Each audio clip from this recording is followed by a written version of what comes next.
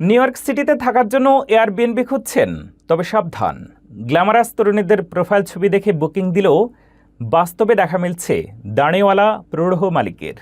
ব্রুকলিনের এক ল্যান্ডলর্ড এবং তার সহযোগীদের বিরুদ্ধে এমনই এক চাঞ্চল্যকর জালিয়াতির অভিযোগ এনেছে সিটির অফিস অব স্পেশাল এনফোর্সমেন্ট।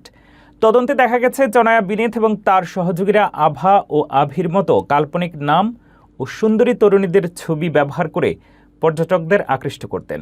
কিন্তু সরকারি নথিতে দেখা গেছে এই প্রপার্টিগুলোর আসল মালিক দাড়িওয়ালা পুরুষরা। এই চক্রটি ব্রুকলিনের বিভিন্ন অ্যাপার্টমেন্ট থেকে অন্তত $13 লক্ষ বা প্রায় 15 কোটি টাকা আয় করেছে। নিউ ইয়র্কের কড়া আইন অনুযায়ী মালিককে অবশ্যই বাড়িতে উপস্থিত থাকতে হবে এবং সর্বোচ্চ 2 জন অতিথি থাকতে পারবেন।